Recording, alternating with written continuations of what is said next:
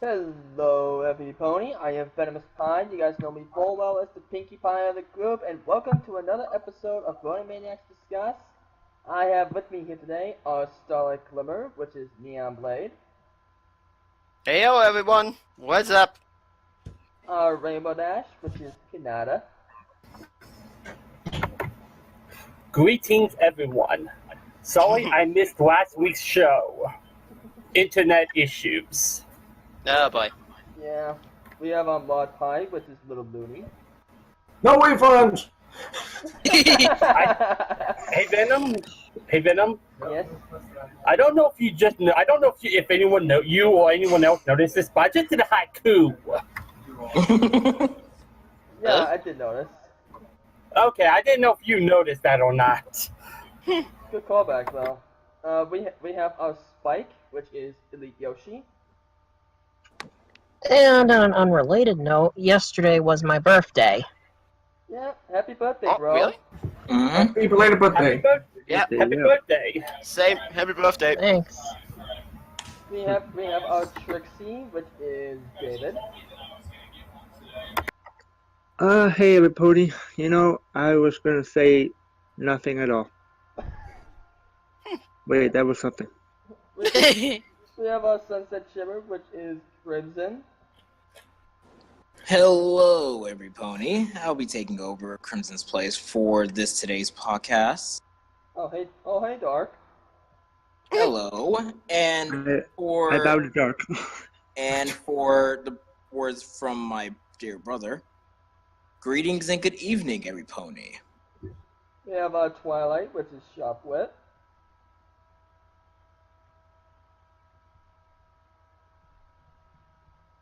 I think it may be too broken for this. Sharpwit, did he Shop I think- ways. I think we broke him. Way. Yo. Rebooted him. Somebody poke him. Somebody just give him some pancakes. He'll be fine. Give him a brownie. Pancake. And Shopware is experiencing some technical difficulties right now. We'll prepare him soon. Give him a chocolate milk. Anyways, we also have our Fluttershy, which is Violet Bloom. I'll go straight up here. I'm the one that caused Sharpwood to get broken, but I didn't mean for it to be this long. Okay. and the episode we'll be covering today will be Once Upon a Zeppelin. Or Zeppelin, I should say. Zip. An episode that might hit close to home for certain people. I'm back. Sorry, laptop froze right when you're calling me. Oh wow, what a coincidence. Timing. We thought we So we lost did break something. You know, Sharpwood, I'm gonna give you a bit of a break. So why don't you go first? It's a Twilight episode after all. Yep. So whenever you're ready. If you're trying to talk, I can't hear you. Shot. I think Sharp may have some lag issues on his end. Seems like it. Yeah. Shoppy?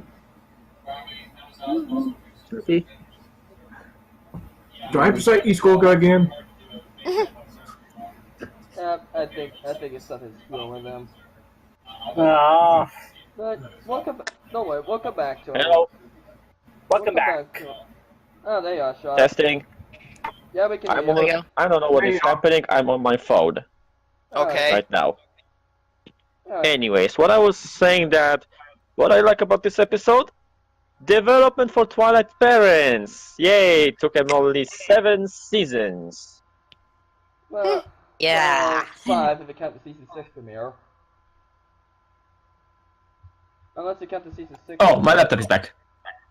Ah, Oh, cool. Okay, I'll have my phone on backup. So yeah, when I was third time I'm saying that development for Twilight's parents, only took them 7 seasons to actually give them something about them, a little bit quirk and stuff like this. Hmm. It's not mom. much. Yeah. The thrill seeker mom. Huh, and I thought that would have actually gone to Cadence. You know, actually, I was Nope, thinking about it's a that mommy. too. Well, say goodbye to I Silver don't Claw's hate head who did cannon. the trophy.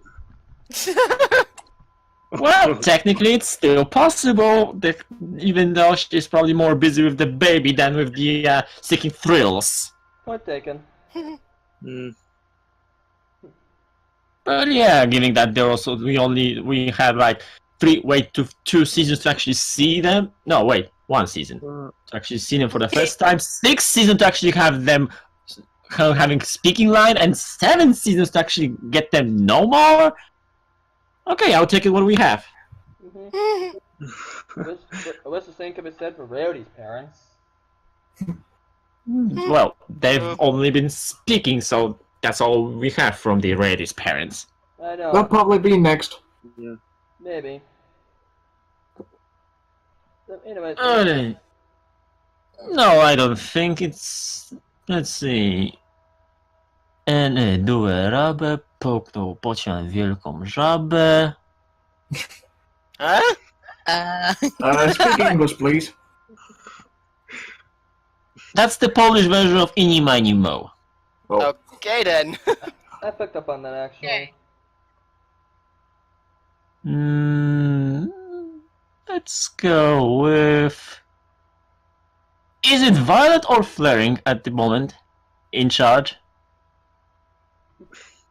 It's me, actually. Flaring Flaring is still munching on her chocolate. Okay, Well then. so I'm giving it to Violet. Okay.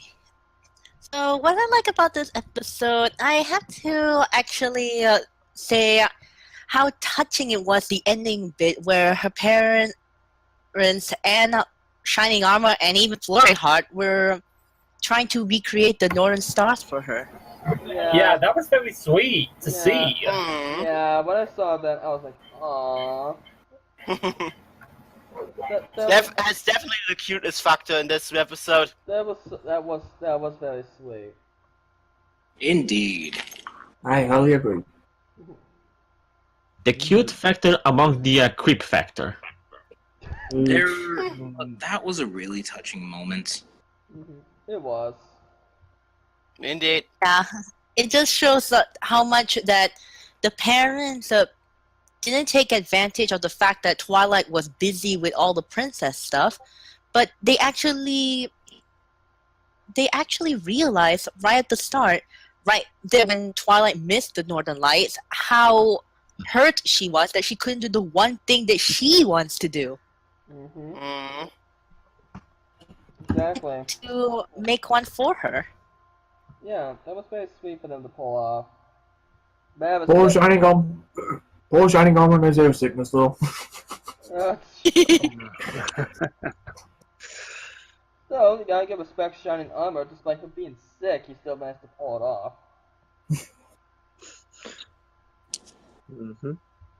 Anything else, Violet? Yoshi, you're up. Is it my turn? Yeah, it's your turn. Yeah, sorry, it's just I'm getting called to eat, so I want to make this quick before I can be back to the negative. Alright, no problem. Yeah, so if there is one thing for me that this episode got right, was probably the emotional aspect of it. I mean,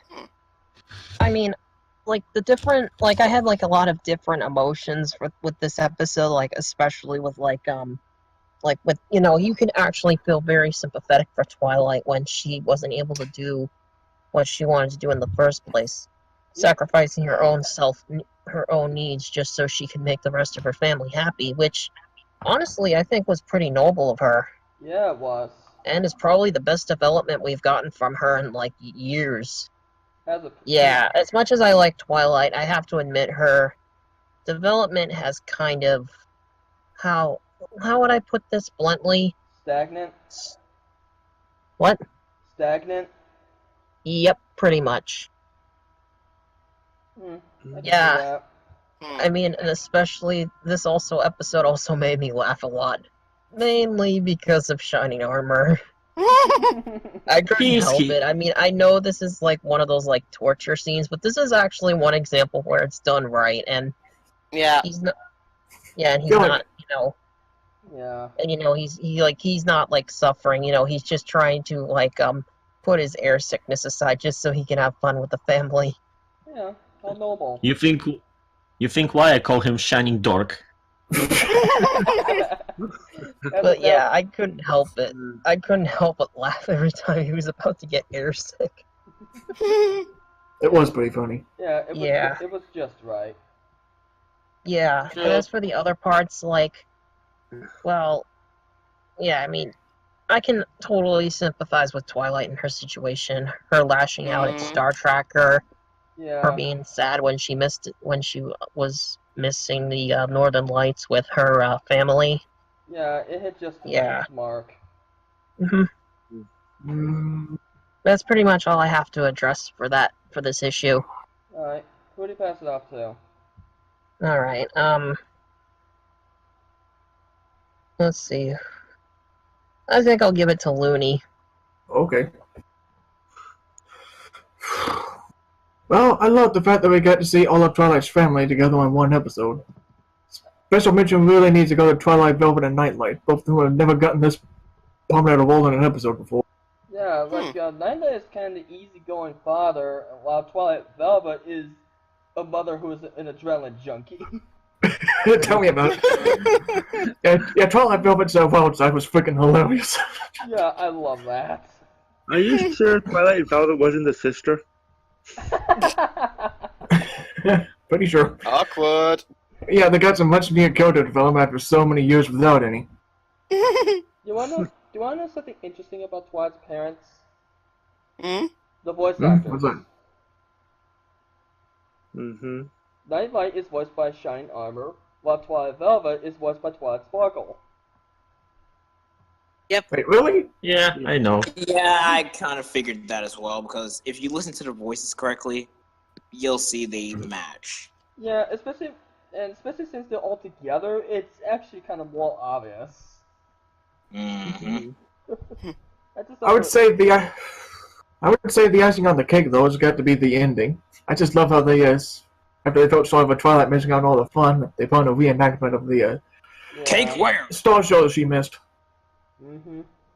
Mm-hmm. I just thought that was a very sweet little ending. I love it so much. Yeah, that was sweet. Made you want to squeeze the TV screen, eh? Yeah. Okay, I'm going. Really showed how close of a Next bonded time. family they are. Mm-hmm. Yeah. Hmm. Now, who do you pass it off to, Looney? Let's see. Eeny, meeny, miny. David. Okay. Just like, okay. All right. Okay. Okay. It's okay, yeah. So about this episode, I have to say my positive is how many transport we get. You notice that we never been in these airships before, like for the show, I've noticed. and Huh. Good point. you know, not after we've seen that airship in the movie. I'll leave that alone for now. Yeah. We never never seen them inside of one, but there was actually been like one episode in season 2 to where that actually popped up. So it's not like we haven't seen them before. Yeah. We just haven't seen them inside of one. Exactly. Yeah, See, that's exactly. my point. Exactly right there. That we haven't seen the ponies inside or on a flying Zeppelin or balloon. You know? Good point. So I think that was a very good positive to get off the ground. You know, like we're always on the ground in Ponyville. We're never in the air. We're never on the water, Mm-hmm. except for that one episode Mhm. where with Applejack and Pinkie Pie and Rarity. Mm. But yeah, I think that was a good change of pace for us to be in a vehicle of different design. Oh, one more thing on that, David. I gotta say that the way how the Zeppelin actually took off in the air, well, that animation was just beautiful. Indeed. True. Yeah, True. very, very nice. Very nicely animated for that. How it took off and how it flew off in the different directions. Especially considering that this episode came out the day after the movie was released. What were they really trying to tie it together? No, I think It it's could have been. No. Very close together that they were doing a flying vehicle after the film. Yeah, I think that was a coincidence. Yeah, very, Probably. very closely. Anyways, that's my positive. So, Mhm. let's see. That hasn't went yet. How about you go, Venom? For me? Yeah. Okay. Oh, thank goodness, because I didn't want anyone stealing this one. um, you all mentioned about how the Zeppelin itself and Twilight's family and all that, but you've forgotten the biggest positive, no pun intended. I think I I see know where where this is you're going going. with this. Oh boy. The biggest I see- positive they haven't mentioned. I know where you're going with, and Oh god. They brought. know. I was just about to say I disagree. Oh, They brought okay. food under the. Okay, I did say I always wanted to see Iron Will come back. I mean, he was such a fun character. He's probably the only thing I actually like to put his hook down. And I was like, okay, I'm looking forward to seeing him return and see what we can do. And oh boy, did he come back, and how? I mean, Yeah, I was not going. I mean, okay, sure, you have to like a total business comes first before anything else, shtick. But oh my gosh, a lot of times he was just so much fun to watch. Even when he is fully caught on his exploits, he still was a lot of fun even after he got caught. Yeah, I love that scene at death. That was hilarious. So it was. I think it was nice to have him back, just overall. And just like Flim Flams, he is unredeemable. Well, he toned down his mean-spirited nature after putting Hook down. He wasn't as assertive as he used to be. He was just more like a businessman. Yeah, he even said that himself. Yep, yeah, he actually did address that. With the way Iron Will is written, it seems like we're going to get more Iron Will in the future, which will be really nice to see. He kind of reminds me of where both biceps, where he has like he's going to have like multiple jobs, doing multiple things. Yep. Yeah. Yeah. Did you like a milkshake? Like a chocolate cake with your ice cream? I don't know. So who knows? Maybe we also get lightning dust. I really look forward to seeing her. Lightning dust. I liked her as an antagonist. I like her as an opposite of Rainbow Dash. I'm a huge fan of like dark mirror type I'm a huge fan of dark mirror type of antagonists. So I really want to see Lightning Dust return. Well, we might just get that. Let's Maybe in season 8. That's all I'm gonna say. So who do I pass it up to?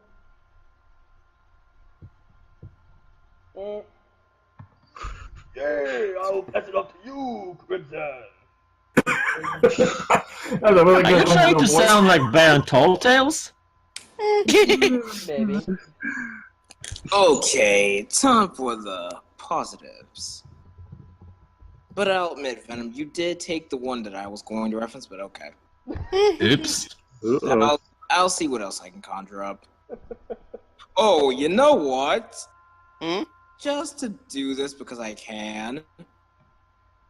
Shining Armor's air sickness. And here we go again. Yep. I don't think that was much of a positive for Shining himself, though. Yeah, I did see him having the air sickness, how he wasn't used to it. That does kind of prove a point and everything else. And to tell the truth, I also had air sickness at one time. It wasn't pretty. Not the best feeling in the world. Nope. It's like, I'm fine, really. Bleh. Oh gosh, there's that again. At least There were, and throughout the entire episode, that sickness just got even worse. at least I'm glad. So, You know what I thought is that how they put the green face on him whenever he was about to be sick. yeah, Like, oh, I felt so bad for him. it was just the right balance. Mm-hmm. yeah. I wish we would get more of these kind of moments from Shining Armor. I mean, every time we see Shining Armor, we don't really, get to see much of him in general. So it's Yeah, nice, I agree. So it's nice to have that small touch of him getting airsick. It may seem very small, but it makes a big impact into your character.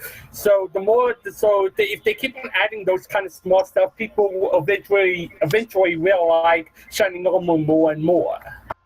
It's better than him constantly appearing just to invert the damsel into stress trope. Which, by the way, Disney beat you to it. Like us, Shining Armor has a character? You mean he's actually on the show? I mean, he's more than a plot device. Honestly, I think Shining Armor has been developing as a character since the one with Pinkie Pie nose. Yeah, that is a Yeah, true I can thing. see that. It was absolutely hilarious when he started geeking out. Indeed. There was always a good moment for Shining Armor. Mm-hmm. That's why I call it Shining Armor time. Shining Really? what time? There's nothing better than an old Shining Armor. Well, that's all my positive for that one. I just wanted to get my 2 cents on that. Well then. And note to self, Shining Armor, the one who voiced acted him, I know that feeling. Your sickness is never good. Thank goodness I've never been flying before. Alright, let's see. Who hasn't went? That'll be Kanata and Neon. Yep. Okay, you know what? I'm going to make a joke. Hi, Kunada, you're up next. I get it. Okay. That would have been the hashtag last week you guys shown up. Yeah.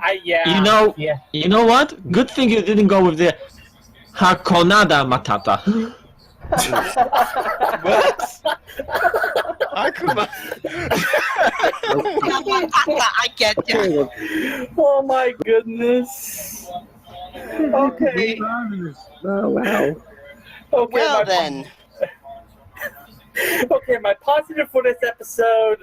A few people have already taken it. Was Twilight's family and Twilight's parents were in this episode. They made this episode, in my opinion. I'm glad they were not just there and that they didn't do anything and that there was not much to them. Kind of like where these parents was in season 1 and how each of them have their own small quirks and moments throughout the episodes. It makes them more entertaining and more realistic as characters throughout the episode, seeing how they are as a family, and we need more episodes, and we need more episodes like that when it comes to family, when it comes to main sisters in the family, in their families. We only get up until this episode, we've only gotten that kind of connection with Applejack and her family episodes. We haven't we got that a little with Rainbow Dash's episode, but not that much. For the Shy's parents, we didn't really get that much of it, or Rarity's parents. So it would be really, so there's a kind of like the set piece as to how to make a good parent episode when involving any of the main sisters' parents in general. I agree on that one, yeah. Besides the Apple family and the Pie family. Yeah. I forgot about the Pie family. Thanks for bringing that up. That's also a good representation. You're welcome. He was hoping that the next time we see Rarities and Fluttershy's parents, that they get as much development as we saw in this episode, or as we see in Applejack's or Pinkie Pie's family. And that's all I have to say for my positives. So that leaves Neon. Well, that's actually the first time for a long while that I'm actually one who goes last on the positive. Just saying.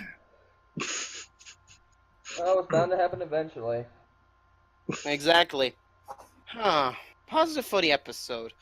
Well, most of the stuff is already taken, which I want to find out, but I actually have to say Shining Armor as of himself, just from the side of being the big brother for Twilight in the episode as well. Mm-hmm. It's kind of like how I would see myself, especially for my sister, when something like that would happen to her, like when something goes completely downhill from what she was planning. And trust me, in that point, she's really like Twilight sometimes. I actually would have done the same, and that's what I liked about Shining Armor in that episode too. He was like being the tough guy, like denying the air sickness, but also being just like a little like the goofball as a brother, and that's what I like so much. Hmm. You know, I just realized that Twilight's kind of the same way. She tries to be, stern and stubborn, but she kind of has her humorous side too. Well, yeah, that's the good thing about that is that I hope these characters do not lose that sense of humor. Exactly. Because you don't want them to be all stuck up and snobby. That's true. Although I have to admit, in that point, I actually have to put in Spike in the episode as well, from the same perspective, so to speak, because it's like he's the one who says, "That's enough. You need a break."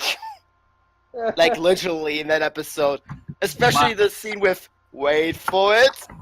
There it is. Yeah, Well, just like that. saying, I love it when Spike is really- like that. I love that Spike. Exactly. Twilight's does gonna that close mean we the have to give door her a any bar? second. 3, 2, 1. She closed the door. That timing though on my main man Spike.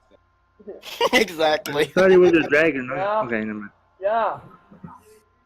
Alright. I'll be back, guys. Just, yeah, you can continue with your negative. I'll be back in a bit. Alright. Huh? Well, for my negative, it might be a little bit against from what you guys said, but for me, it was the Iron Will itself. Thank you.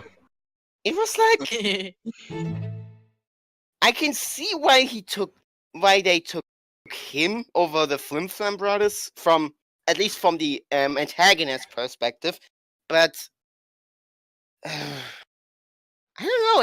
It doesn't click for me. Sounds weird, I know, but it's like it doesn't fit. I think the Flam Flam Bros would fit that role much better. In Yeah, a but way, Flip yes. Man Brothers actually have a better business right now. Yeah, I know. That's what I mean. They would have fit better from their backgrounds, so to speak, but they couldn't because it was a continuity error. Continuity. Yeah, blah, blah, blah. I can speak English well. I don't know. Continuity. Exactly, that's what I mean. Continental. Continuity. Continuity! Funny. Why did you Insert say some quote clip here. Okay, sorry. Toony Mooney, I don't know. Oh god, what did I start here again? Oh boy. Anyway, continue. But like I said, just like the inclusion of Iron Will itself, to be honest, it would have worked with an kind of like new pony, like in the last Pegasus episode. I think it would actually work better with that. Plus, now that I'm thinking about it, how did Twilight know about Iron Will that specifically? She wasn't in the episode. Fluttershy told him about him? Probably first I just said, "Oh, Twilight, look, Iron Will's on the Zeppelin. Go and meet him." It's kind of hard for Twilight not to know a big moment like that when Fluttershy like yelled at Pinkie Pie Rarity and the friendship almost ended. How would Twilight not know about that? I mean, that would have to be been brought up at some time, at some point, to any of them three. Yeah, but she was kind of like reacting that she actually knew him in person. Maybe she met him off camera. I'm back. That's Welcome back. Hey, Welcome back. What did I miss? We're talking about We're talking Iron Will. about Iron Will. We're talking about how Iron Will and how Twilight was like reacting like she saw Iron Will, even though Twilight has never saw Iron Will before. Mm-hmm. Well, at least not canon like. And also, Kanada, did you want to just say Iron Man there for a second? I was like, what the fuck? Why are you bringing Tony Stark into this? Did I say? I thought I said Iron Will. Well, it sounded like Iron Man for a second there before you said Iron Will. Maybe I did say it. Maybe I did say it. I don't know. I mean, I'm not too used to saying Iron Will, and I think of Iron Man when I start off by saying Iron anything. So maybe I did say Iron Man. I don't know. Good point. Well, at least let's put it like that. At least Tony Stark would have the money to pull off a charade like that. So. I don't have plenty of Marvel crossover confirmed. And I know that I'm pretty much triggered a certain top hat with that comments. Well, you're lucky that he's watching Umbra right now, or else he would have killed you by now. Well then, come at me, bro. I know I can beat him in Mario Kart, so I don't have anything to fear. Oh, shots. Oh, Shots fired. Oh, Hey. top that and oh. Hey, I posted that video of my dream race in Baby Park and on Twitter that at the beginning of the year. Violet knows about that. Yes, you did. As I did. Whose turn was it on negatives? It was still me. Neon? Okay. It's still Neon. Oh, Yeah, okay. it's, like to sum it up, for me personally, Iron Will was like it was the logical idea, so to speak, but it didn't click for me, to be honest. It would have worked with just a random business pony, and it would work just as well. Understandable. And it would have actually avoided those continuity errors. At least in my opinion. At least he was funny. True. But let's just hope that this guy actually gets into prison this time. I mean, he actually committed this crime in front of two princesses, the captain of the royal guard, and the parents of said one princess and royal guard. So, yeah, that should be enough. I don't know if anybody would agree with me, but I think this might have been better if Prince Blue Blood would have been done this instead of Iron Will. You know what? That would actually work. That would actually work in a way. Mm-hmm. I don't know. I mean, Blue Blood is kind of a jerk, but I never pictured him like that. True to be told, what else would you put him in as well then? Well, Also, we know, if well, we know Well, we know the Flim Flam brothers wouldn't work because Twilight They would would have have- right away.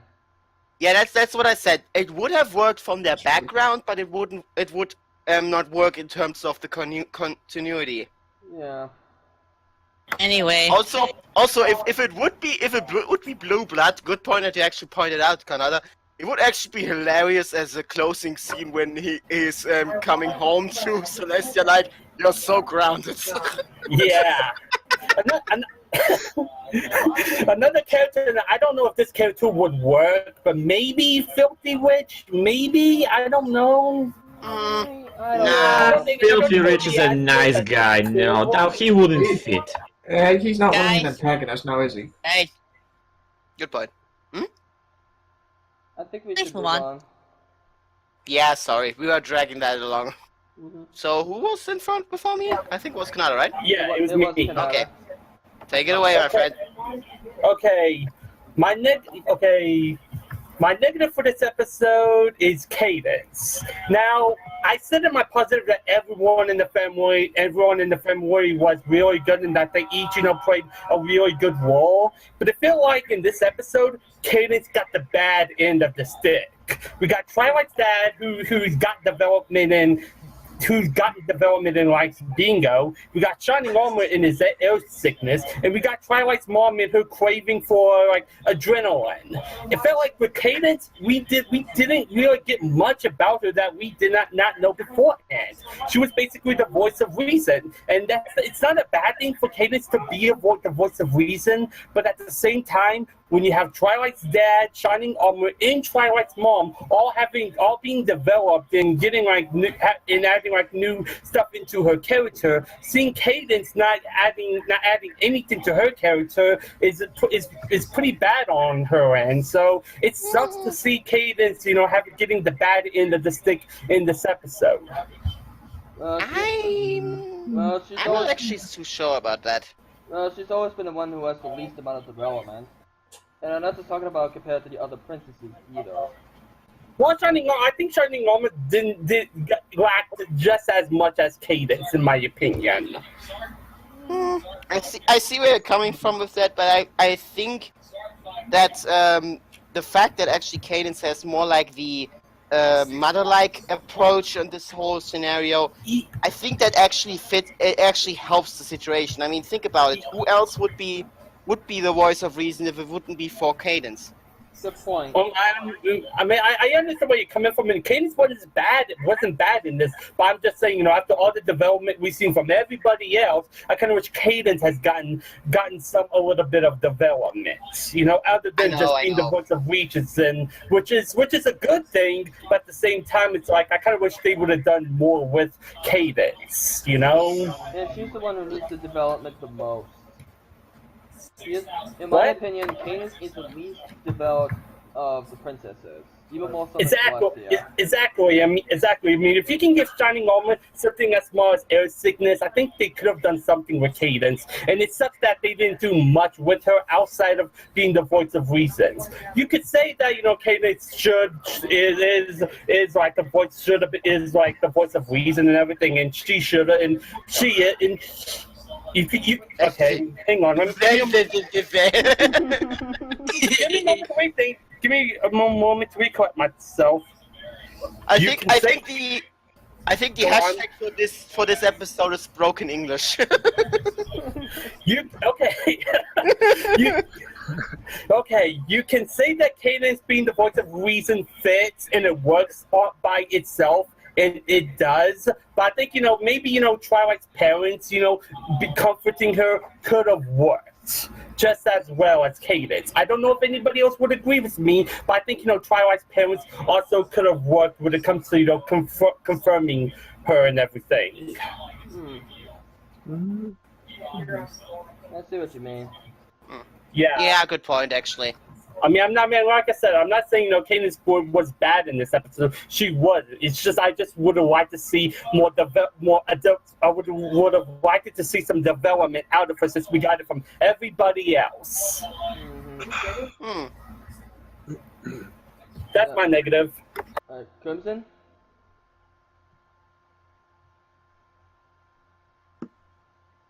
Crimson. Oh, sorry about that. It's alright.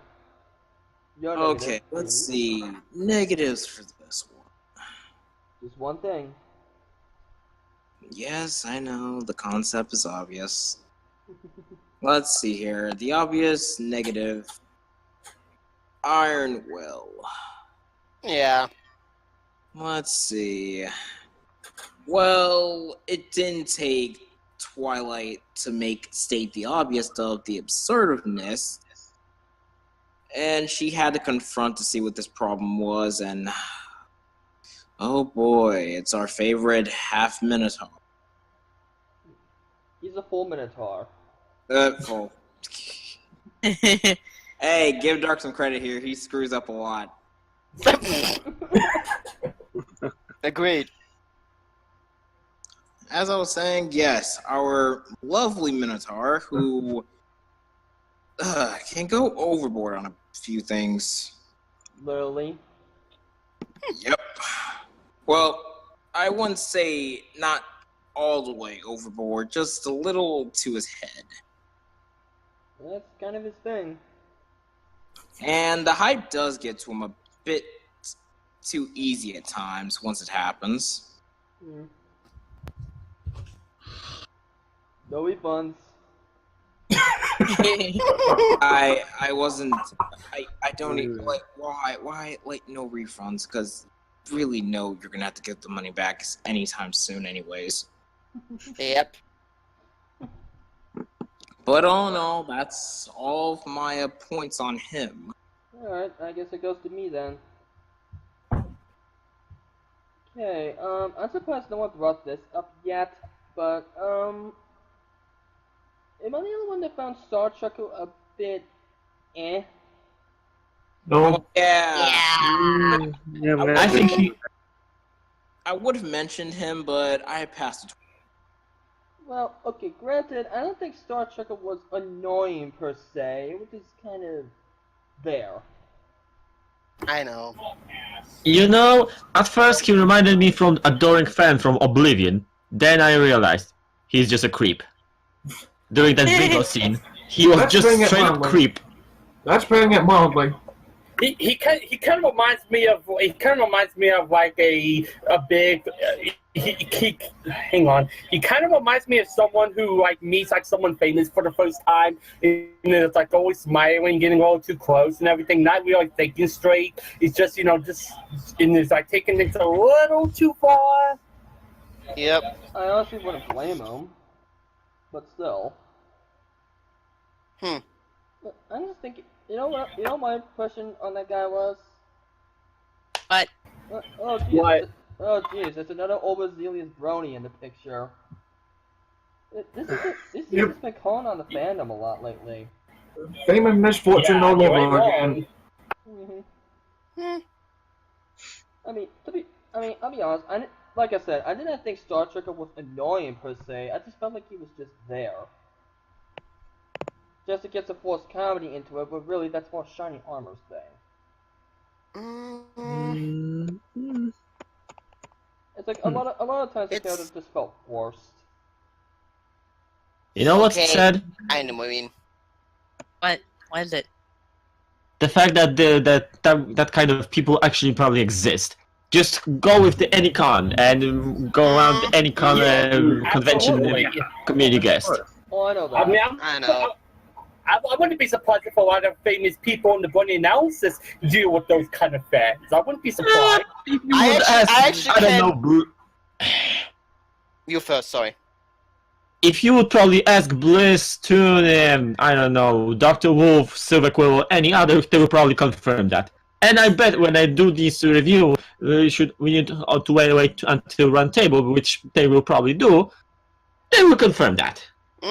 I can actually confirm this already, since I actually, like I said, my BronyCon trip last year was in fact only possible because I was able to go with Josh Scotia, and to be honest, I knew about this creepy fan thing from the beginning, so I actually spoke with him in right from the bat, like, hey, if I'm getting too close or anything, you have to tell me, so, like, no hard feelings. And he said, trust me, I actually had really worse cases about something like that already, so it's already confirmed. Yeah. I think that- I kind of figured. Yeah, this time we've seen the example of the child's friendly, the actual creepers. But do you want to know something? I like.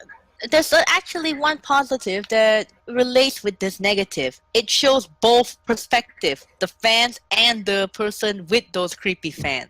That was actually the reason why I didn't picked it as my bad point for the episode, Yeah, because good it kind of leveled it out again.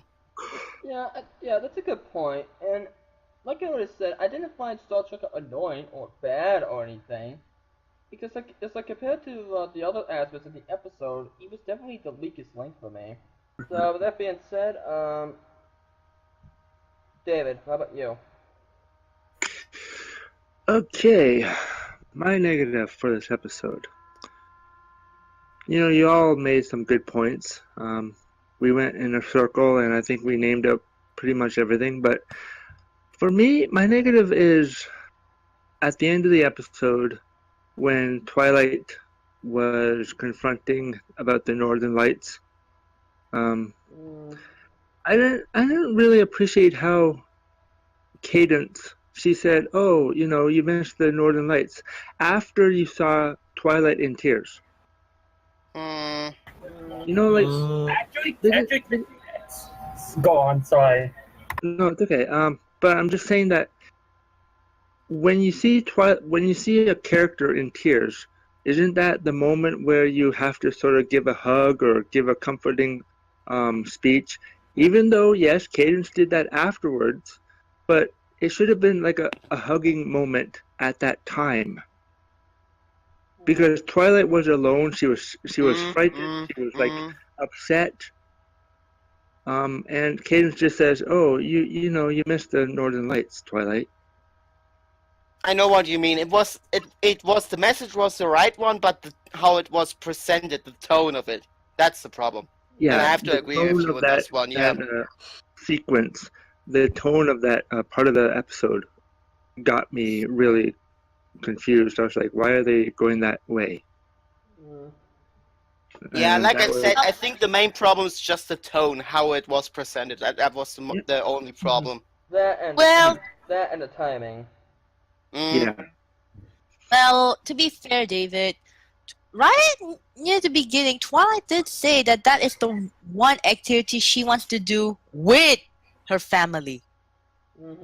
Yeah, I caught that. Without her family. She's fine with missing the other activities for princess duties, but the Northern Star is the one thing she was looking forward to do with the family. Yeah, I caught that up too, yeah. Yeah, that's fair. Yeah. So I think everything sort of balances out in the episode, bounces off each other. Yeah. But yeah, that's my negative for the episode. Alright, Looney? Is it just me, or do they seem to recycle part of Fame and Misfortune?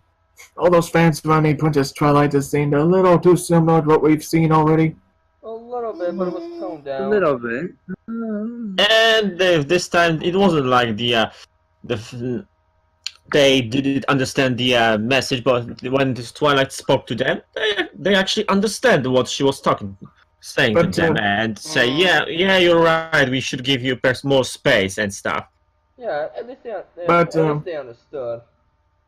But what I would really like to know is, what was the point of having Star Tracker become an on-way family member? Like, he could have been taken out of the story altogether and nothing would have changed. Twilight still would have been upset that she didn't get to have any fun with her family, and she would have been one to stand up to Iron Will at the end instead of Star Tracker. Wouldn't that? True. But the story have flowed exactly the same either way. Guys, I'll be right back. I gotta go eat. Alright. Okay. And not to mention his mannerisms towards Twilight were stalkerish levels of creepy. Like, jeez, I know she's a princess and all, but give her personal space, will ya? Well, yeah, I know. Star Tracker was kind of stuck to Twilight throughout the episode. Like a magnet, basically. Well, it all comes back to how he kind of reminded me of how, when someone meets someone famous, like say a tune critic or Josh Scorcher, they meet him for the first time and they kind of want to be close to him, I'm sure that they've all met those kind of fans, and that's what he just kind of represented to me. True. That's a good point. I just felt like it was shoehorned in there without any reason whatsoever. Just, did he need to be there? Well, the writers were just like, let's just pop in this character and see what happens. Oh, nothing. Okay. Yeah. Also, his name is Star Tracker. He sounds like a stargazer. Is he trying to get a bad name to some pony close to me? Well, only if you let it be in a bad influence, so to speak. I want Twilight to trip him. I was just kidding. Oh my goodness, really? Okay, I'm joking about that, boy, but still, he didn't feel like he needed to be there. Well, you know what I think too is that, like I said, you got 22 minutes. You stick 5-6 characters in a show. How much screen time does each character get?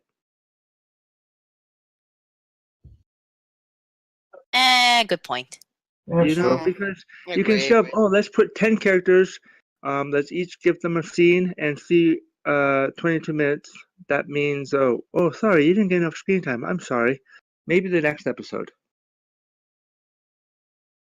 Yeah, that's actually the same thing that the show's been having. Always with all of this 22-minute time frame, they tried to fit so much in so little time. Exactly. Hmm. Like you have to put in at least a reasonable amount of characters in one showing, because if you put too much, then they don't get enough screen time, or they get more than the others. You know what I mean? Mm. So Still, I feel like he could have been cut out altogether and they wouldn't have lost anything. Yeah, I that's could true, see that actually. too. Yeah. Hmm.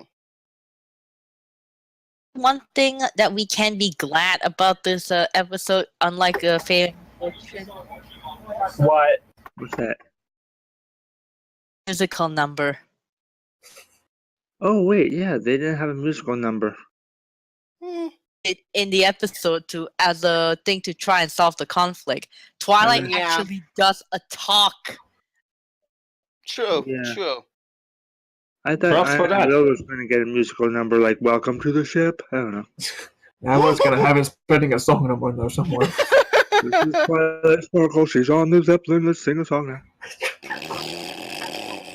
Now, chicken ice cream for the princess. I don't know. Oh my god. Sorry. I'm so sorry. Else? Anything else? And nope, that's all for my negative. Before Who is after them?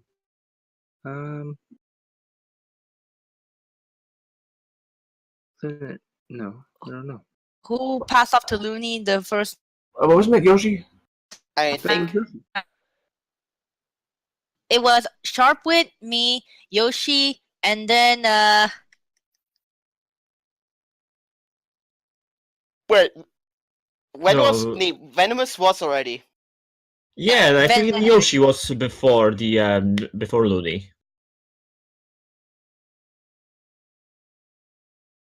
because I don't remember.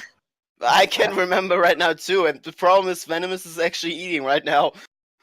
I think Yoshi came before me. Oh, I'm back. Hi everyone, but Ben's the one that's really keeping track of who goes. I'm keeping note to self in the future. Keep track of who goes on what order. Yeah.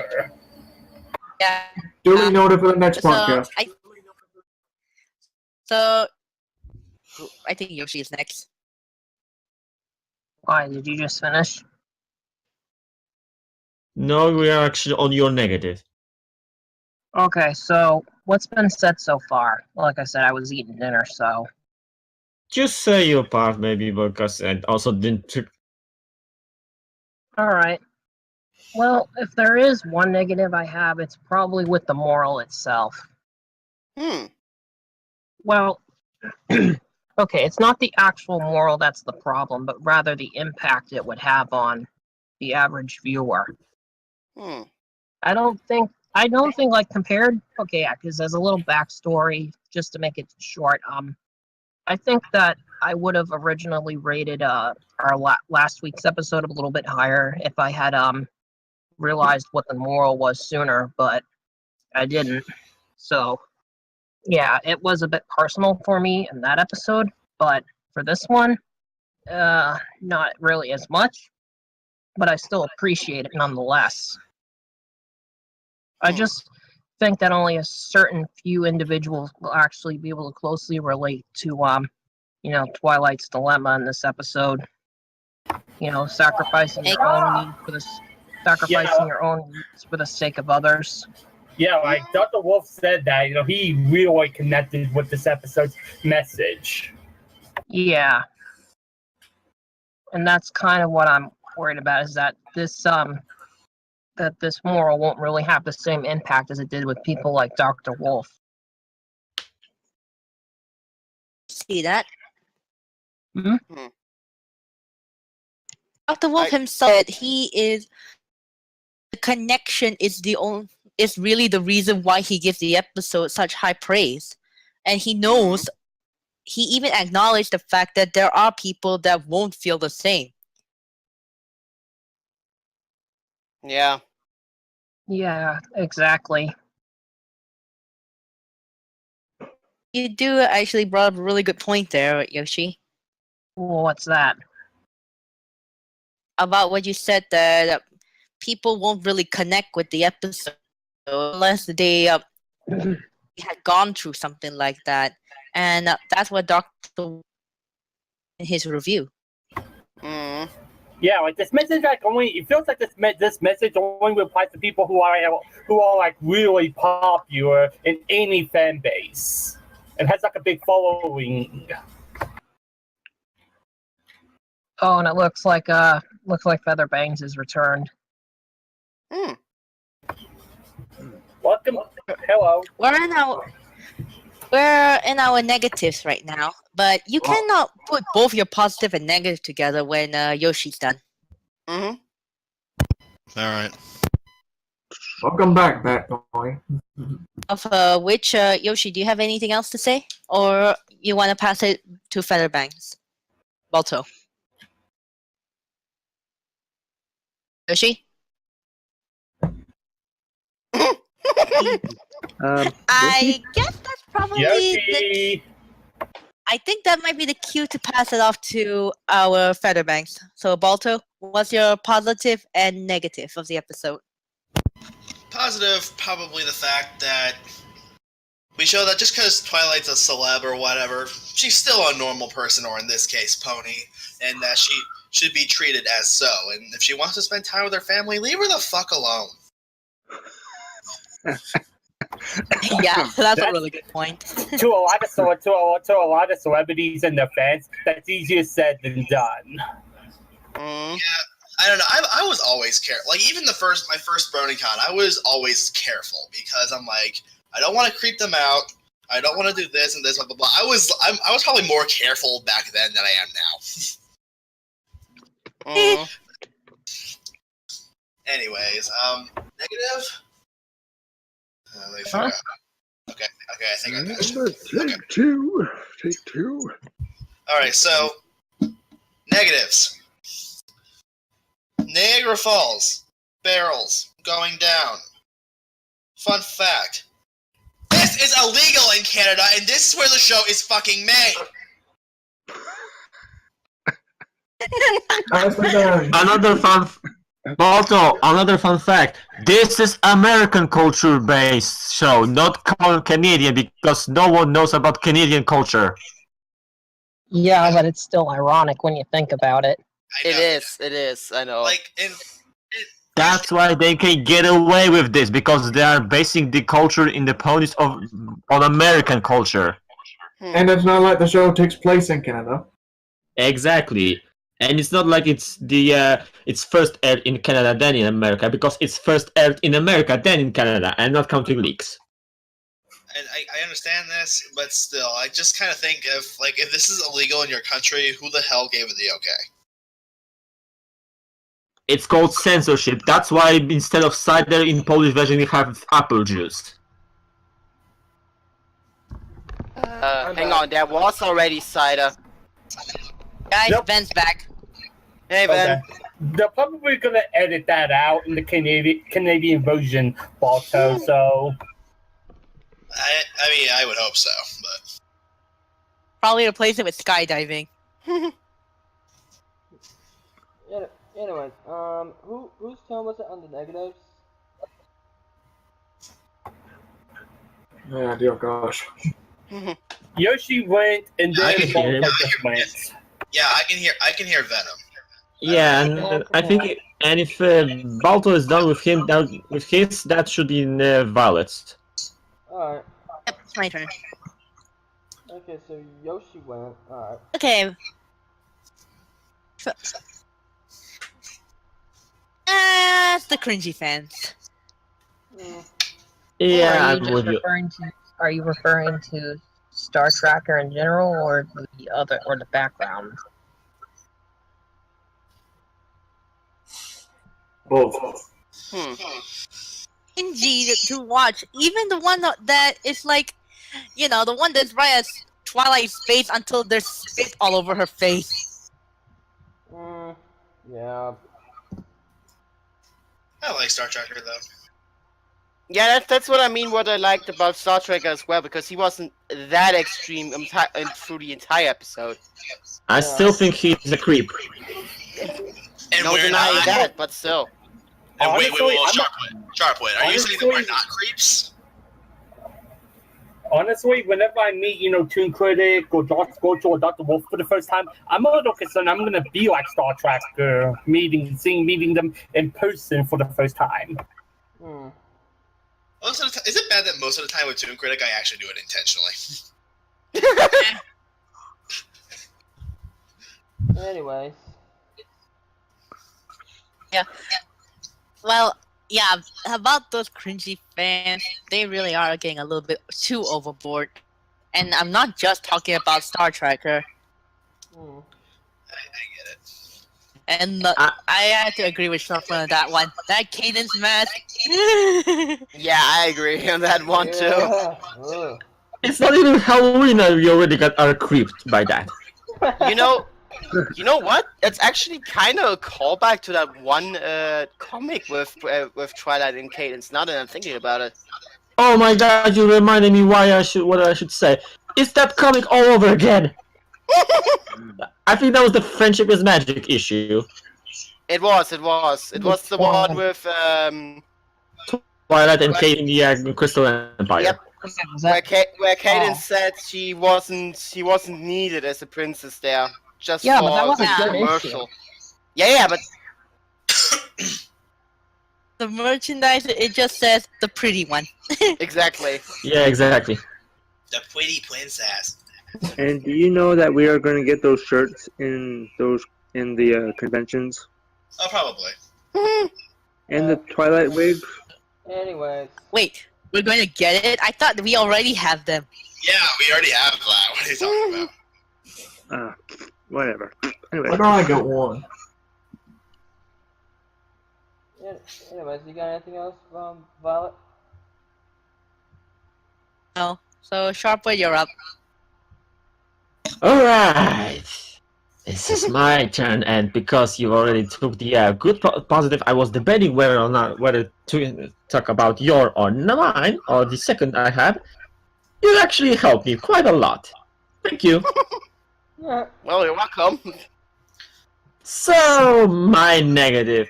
You know, I actually like the fact that we have the some development for Twilight's parents and all that stuff. Yeah. But you know what's the problem? What? They are dumb. No, really? Well, You know what's the problem? There was this whole line about, well, they were offering us a free tour. Who wouldn't take it? Anyone who is actually thinking, who is not dumb, because that's obvious a scam. Yeah. Yeah, they I didn't even was bother thinking to about check to see using whether that it as one was of my valid or negatives. not. Could have been Guys, worse, could have been guys. but that's just not. There is a reason why we in Poland say, for free you can only get punched in the face. okay then.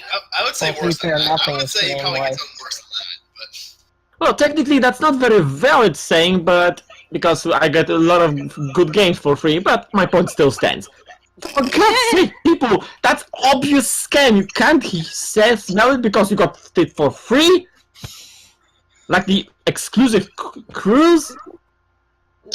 There's even a line from Velvet that says, oh yeah, there's a fine print there. Who reads the fine print? Everyone! You sure? Especially when you get the free tour for some luxurious cruise? I get To be honest, I get the fact that a lot of people actually don't, and that's how they. But here's the thing: a lot of people don't read the fine print, and that's how a lot of people get screwed over. Just whenever there's Or scammed. whenever there's an offer or a contract or whatever, you should always read the fine print. Every single word counts. And you know what's the best way to avoid being scammed when getting free cruise? Not getting free cruise, because that's obvious a scam. Yeah, this is one of those things that seem too good to be true.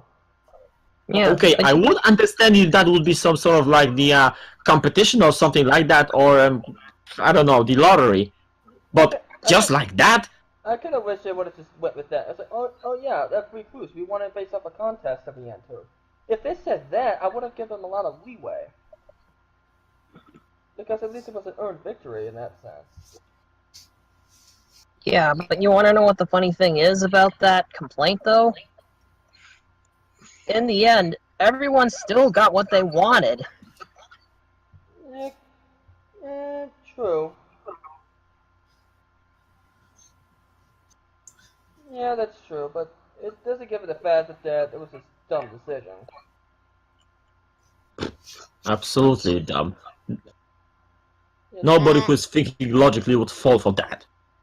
Well, to be honest, guys, my mom actually almost got in a similar situation twice. Not with a contract, but with a fake email.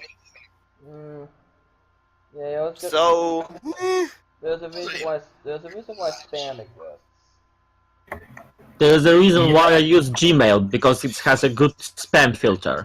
Yeah, that actually reminds me of something. Outlook is actually somewhat decent, though. Yeah, but that actually reminds me of something, though. What? There was an announcement that I heard earlier this afternoon. Apparently, someone is going around giving these fake emails. They're trying to get information on people's YouTube accounts. They're trying to say, apparently they're going around sending around fake copyright strikes on your account, and they want you to send information so the problem can get resolved. Which we was tackled many times, that if you get the email from the so-called YouTubes asking you for your YouTube account details, that's obvious. That's also obvious scam, because YouTube would never ask you directly for your account details, like the login and password. Yeah, but considering how serious the algorithm is now, and given the fact that now anything you do can get you a copyright strike, yeah, I think that's kind of why people are kind of feeling a bit, what's the word I'm looking for? Nervous about these types of emails. Yep. It basically comes down to common sense. Thank goodness I'm not a YouTuber. Which sadly a lot of people seem to lack nowadays.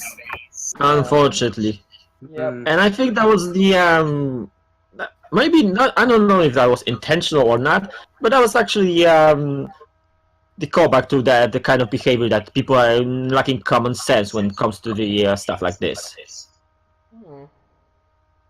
Maybe.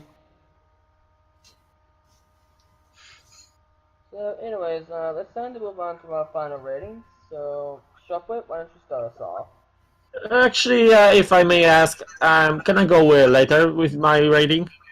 Sure. Thanks. Violet? Okay. Let's see here. Besides the fact that it's cringy and also all of the stuff that you guys mentioned, I have to actually say this episode's a 3.5. Okay. Are you saying it's just cringy just because of the fans or everything else? And I also mentioned there are other things as well, like with Iron Will. Hashtag sorry not sorry. Hashtag sorry not sorry for this, but you said you're gonna give it a 3.5. How do you give it a Fluttershy and a half? Like. Fluttershy.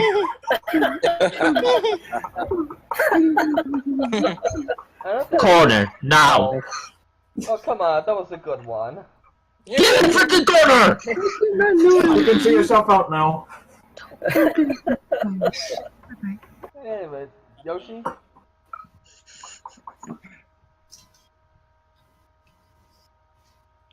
Yoshi.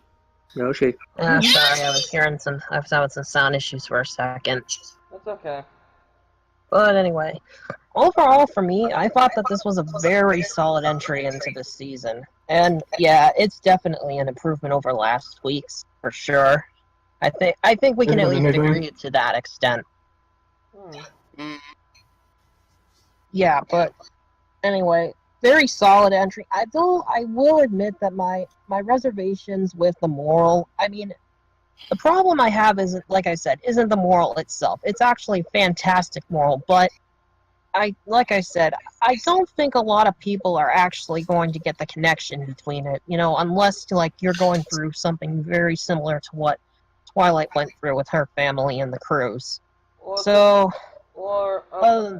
you're Dr. Wolf or Lightning Bless. Yeah. But yeah, I'll admit that I still thought it was a great episode. I think I'd give it a 4.5 out of 5.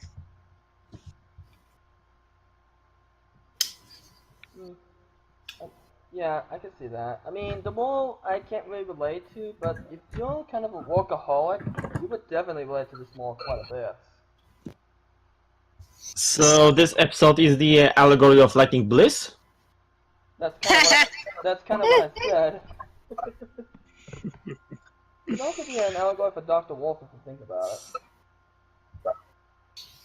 Yeah, but to be fair, Dr. Wolf kinda is more aware of him being workaholic and he more take care of himself. Yeah. Yes. The 6-to-1 rule. Yeah. That he's usually the one reminding others about it. Yeah. Mm. And that is the reason why we never seen him with the Conqueror. Yep. Kinda, sort of. Yeah, that's true. But anyways, Looney? Well, let's see. Twilight and Shining Almost Palace were enjoyable. I am well surprised the return was a real treat. And I thought the ending was really adorable. The only flaw I can find with this episode is having an annoying and useless character. Yeah, you're a short writer. So I give this one 4.5 out of 5. Okay. That's good.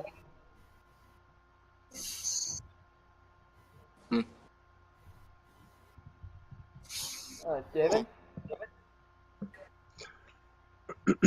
Okay, my rating. Overall, the episode was, well paced. Okay, that one character wasn't really needed. And I give it a 4 out of 5. 4? Yep. Alright. That's good. As for me,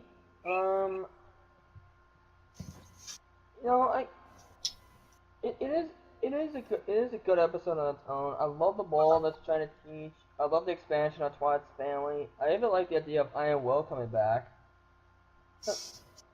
And the ending was actually very touching. However, if it weren't for the fact that if it weren't for Star Trekker, which I'll be honest, it's semi-pointless, this would have been a perfect episode for me. But instead, I'm also giving this episode a 4 out of 5. Yeah, I actually have to go. After I get my rating. So can I do that real quick? Okay, sure. Go ahead. Yep. All right. So while there were parts that pissed me off, such as Niagara Falls and Twilight in general at this point,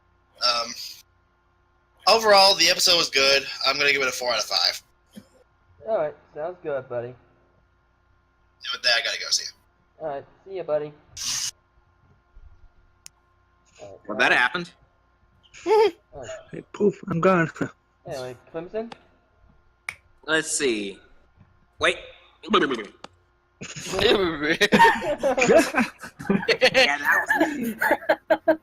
That was your rating? Your rating was blah, blah, blah.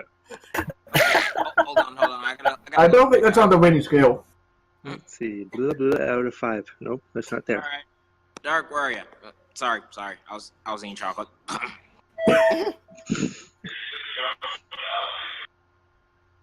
Bad timing for announcement. Yeah. Jeez. Now you know. We're recording a podcast here. Anyway.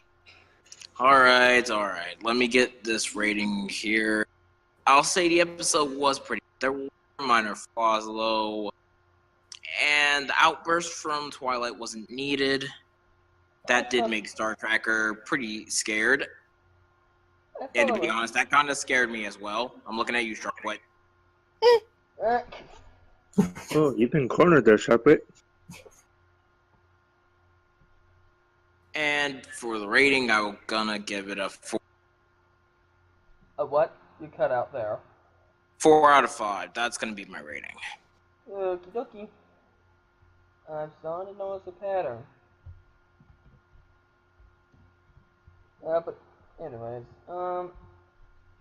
Sharp, do you want to go? I think about it. Pretty solid. The ending is pretty touching. It is pretty accurate in the picture of the fandom sometimes. But yeah, I'm one of those who is not a big fan of cringe comedy unless it's it's done good. For me, it's not done good. This time, it more break than make this episode for me. And the fans, even though they are realistic, they are still creeps. So 3.5 out of 5. The fact that you said realistic, wouldn't that make them worse for you? Just saying. Maybe I'm rating these people for my standards, which I shouldn't, because I would probably be when I would be on the con, and I would be know that around there is someone like, I don't know, Toon or someone or Silver Quill or Dr. Wolf. I would probably watch out to not look like total creep. I would probably be somewhere around when, I don't know, I would see their panels and stuff, but not like I am pretty much invading their personal space. I have rules, and for me, invading someone's personal space, it's not okay unless that person allows that. But if I'm talking about to someone who completely doesn't know me, and I'm completely a stranger to that person, no, I wouldn't. It's not okay to invade someone's personal space. And that's what people in police in this episode were pretty much doing, invading personal space of the Twilight's family. True. Kanata? I'm gonna give this episode a 4 out of 5. This was a pretty good episode. I can see myself watching a few times throughout the years. It has some small hiccups here and there, but overall, this was a fun episode to watch. I had fun with it. Leon? Well, for me, I have to admit, the message is a little bit mixed, as just from the fact where you actually stand in this whole scenario. But all in all, I think it is a pretty good episode altogether. It's like you guys already said, it's a perfect example how to not approach something like this. And I think I can probably see most of the people watching this episode might actually know about this in the get-go. So it's not that breaking for me. So I would give the episode a 4 out of 5. Alright. I was thinking a lot of 4s and 4.5s here. I know, right? I expect 4 because of that 3.5 ratings. Yeah, I'm thinking 4 out of 5. I think there's like a few too many 4s to just make it an even 4. Okay, I just got the rating. Just did the math here. And yes, I did do it right this time. Are you sure? Yes. Make sure your calculator doesn't blow up on you. Yes, I even double checked. Don't divide by 0. Shut up. Anyways, the overall group rating for Once Upon a Zeppelin is a 4 out of 5. Yep, called it. It's all that one, Kelly. Yeah. Ding, ding, ding. Yeah, I think all of us kind of called out this point. So, did we get all a prize or something? No. Chocolate bars for everyone. Did we get a chocolate cake or a toy or anything? Chocolate bars for everyone. Courtesy of Violet. Anyways, that will be all for today. Thank you all so much for watching. Tune in next week when we talk about secrets and pies.